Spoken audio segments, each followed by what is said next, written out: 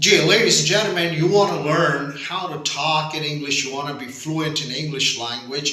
English language में बोल चाल सीखने के लिए क्या चीज़ चाहिए, ये बड़ी इंपॉर्टेंट बात है। यानी अगर आप कोई भी दुनिया की ज़ुबान, इंग्लिश हो, इटालियन, फ्रेंच, स्पेनिश, डैनिश, कोई भी लैंग्वेज आप चाहते हैं बोल सकें, बोलकर अपनी हर बात, अपने पॉइंट ऑफ व्यू, अपने आइडियाज़ लोगों से शेयर कर सकें, तो इंग्लिश लैंग्वेज में और दीगर दूसरी ज़ुबानों की तरह क्या ऐसी चीज़ें चाहिए कि आप फ्लुएंटली लैंग्वेज बोल सकें, हेजिटेशन ना हो, कॉन्फिडेंस हो।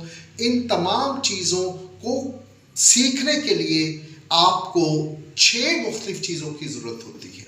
6 अगर मुख्तलिफ चीज़ें आप सीख लें तो आप दुनिया की कोई भी ज़ुबान फ्लुएंटली बोल सकेंगे, कॉन्फिडेंस के साथ। हेजिटेशन नहीं होगी, कॉन्फिडेंस भी होगा और आपको ग्रामर भी पता लग जाएगी, कोलोकियल स्टाइल भी पता लगेगा। वो 6 मुख्तलिफ चीज़ें क्या हैं जिस पर आपने काम करना है।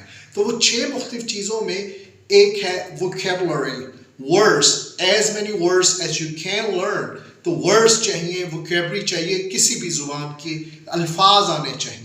फिर उन अल्फाज के साथ साथ आपको उन अल्फाज की तरतीब का अंदाज़ा हो कि इन अल्फाज को जितने भी आपको ज़रूरत है आपने सीख लिए, समझ लिए, याद कर लिए। अब उन अल्फाज की आपको तरतीब पता हो। तरतीब को टेक्निकल लैंग्वेज में हम कहेंगे सिंटैक्टिक ऑर्डर्स। तो सिंटैक्टिक ऑर्डर्स या सेंटेंसेस कह लें या सिंटैक्टिक ऑर्डर्स कह लें कि उनकी तरतीब, किस तरतीब से उन लफ्ज़ों को बोला जाएगा, पहले कौन से लफ्ज़ कहने हैं, फिर कौन से, किस तरह से वो बातें बनेंगी।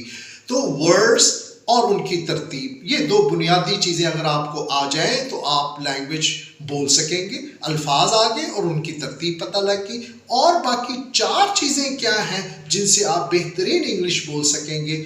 उनमें से एक चीज़ और जो तीसरी चीज़ है वो है प्रोनाउंसिएशन। वर्ड्स आपने सीख लिए लेकिन आपको उनका प्रोनाउंसिएशन नहीं पता कि इन लफ्ज़ों को कहना कैसे है, बोलना किस तरह से है, उनकी अदायगी कैसे होगी। ये कमी रहेगी अगर आप अल्फाज आते हैं और तरतीब आती है लेकिन प्रोनाउंसिएशन क्लियर नहीं है, पता नहीं है इन वर्ड्स को कैसे प्रोनाउंस किया जाए करेक्टली, किस तरह से कहना है। तो ये 3 चीज़ें आ जाएंगी, लफ्ज़, उनकी तरतीब और उनका तलफ़ुज़, तो बस आपकी लैंग्वेज खूबसूरत हो गई। लेकिन फिर भी आपकी लैंग्वेज में कमी रहेगी और वो कमी क्या होगी, वो 3 मुख्तलिफ चीज़ों की कमी हो सकती है बोलचाल में। वो आपका जो है वो इंटोनेशन ख़राब हो सकता है, जो कि आप करेक्ट इंटोनेशन नहीं दे रहे बोलते हुए। इंटोनेशन जो है उतार चढ़ाव होता है, एक पिच लेवल होता है, मुख्तलिफ बातें मुख्तलिफ जो है इंटोनेशन से होंगी, उनमें इंटोनेशन बदलेगी कम्युनिकेशन करते वक्त। ये नहीं कि आप एक ही पिच पर एक ही म्यूज़िक में सारी बातें करोगे, वो तो मिसअंडरस्टैंडिंग क्रिएट हो सकती, मिसकम्युनिकेशन हो सकती कि बंदा क्या कह रहा है और अल्फाज क्या बोल रहा है और कहना क्या चाह रहा है। तो उससे इंटोनेशन अगर गलत होगी तो सारी गड़बड़ हो जाएगी स्पोकन लैंग्वेज में। इसी तरह 4 चीज़ें ये हो गई, फिर 2 चीज़ों की और कमी रह सकती है। अगर आप चारों चीज़ों का ख्याल रखा तो फिर आपकी इंग्लिश में हो सकता है कि 2 और चीज़ों की कमी मौजूद हो।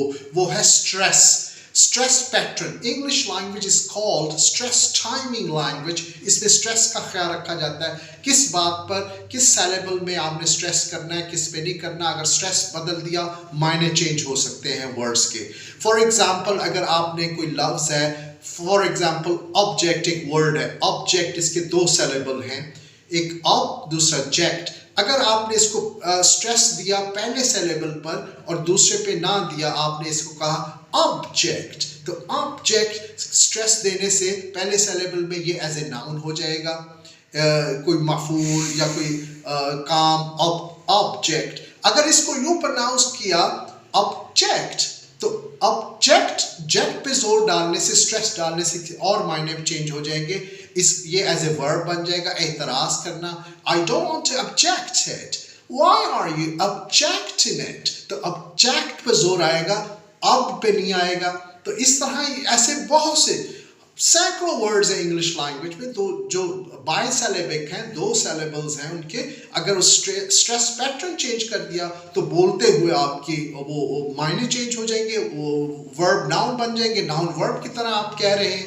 तो ये ख्याल रखना भी स्पोकन लैंग्वेज में ज़रूरी है, स्ट्रेस पैटर्न का।